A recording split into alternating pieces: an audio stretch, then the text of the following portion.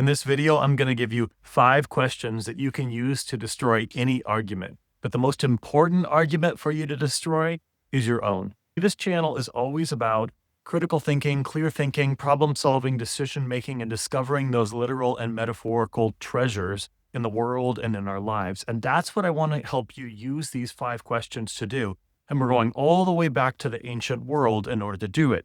What I'm going to describe to you is drawn generally from the Socratic method. Socrates was obviously a philosopher that many of us know the name of, but many of you don't know that he actually never wrote anything down himself directly. Now, his students wrote things down about him, and that's how we know about him.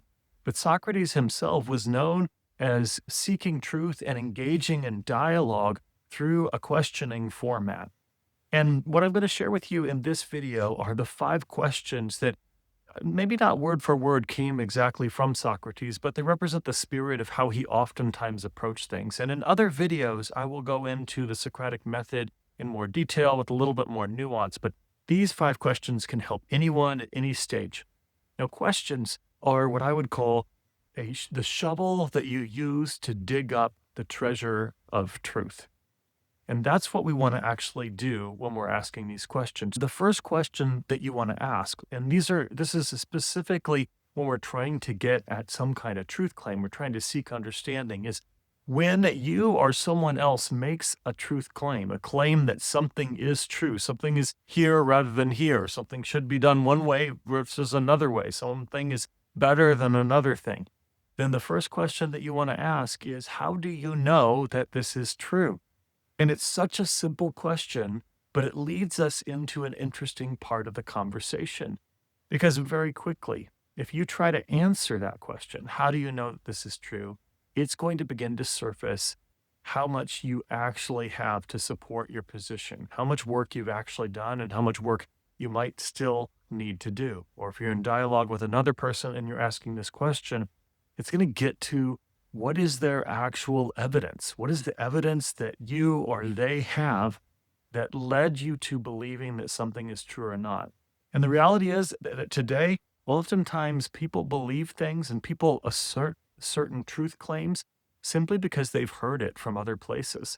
And that's obviously not the best evidence in the world. I saw it on social media, or I saw it in this particular place, or I read it somewhere, but we have no idea whether or not that's validated, whether that's reliable, whether those claims, whether you're just passing on a false claim from someone else and embracing it, or whether it's really real. So asking that question can help you get to the bottom of the matter. The second one is, what assumptions are you making? So anytime that you make some kind of truth claim, you're working from some underlying assumptions or something behind it that's leading to it.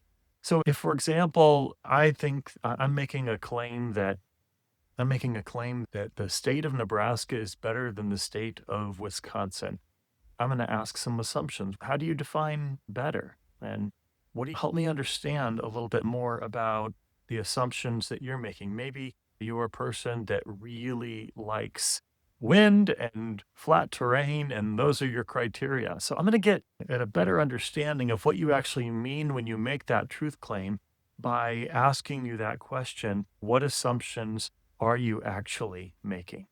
And then the third question that you want to get to is, what evidence would change your mind?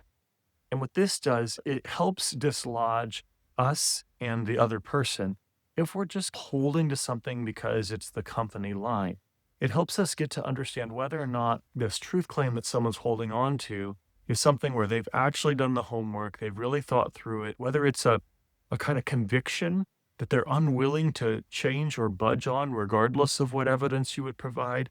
So you're going to get to the bottom of the matter. What would actually lead you to change your mind on this matter? What kind of evidence would have to happen? And sometimes when you're doing this with yourself or with another person, they start with a very high, unrealistic bar. A bar is so much so that they couldn't even prove their own truth claim with that standard. And they say, I'd have to see this and this, and they put a very high standard. But if you continue the conversation, I sometimes frame it too, is if you were the judge in a court, or you were in a jury in a court of law, what evidence would need to be provided for you to make a decision in the opposite direction?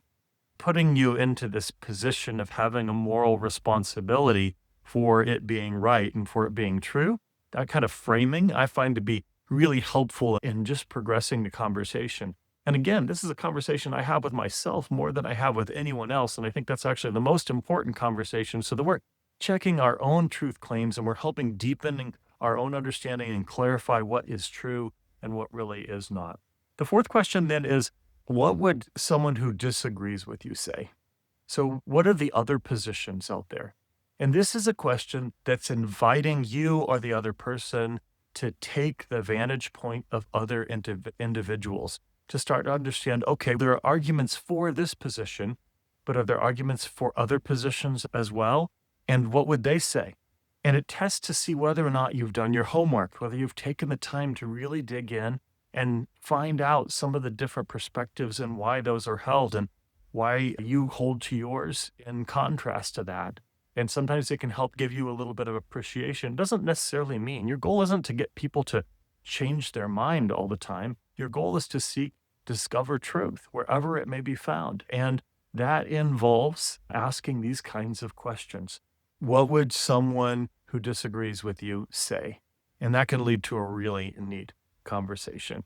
And then the fifth one is, what are the implications for this? What are the logical implications for what you said? So if you hold this to be true, what next? What comes from that? What are the consequences or the implications for that? And that one necessarily, sometimes the consequences for actual truth are dire. And we'd rather not face that truth because it's unpleasant. But it's a good part of the conversation because we count the costs. We get an understanding of what is at stake. And if you use these 5 questions regularly in your own life to refine your own thinking and to help others refine their thinking, it can lead to much clearer decision-making, problem-solving, and yes, that metaphorical and literal treasure hunting. As I said at the beginning of the video, I truly believe that questions are the shovel that you use to dig up the most important truth treasures that are around. And if you learn to use that shovel or those shovels, those questions, you can get to the treasure a lot faster and you can have a much greater level of confidence that you have indeed discovered the actual treasure. I hope you find this useful. I look forward to your comments.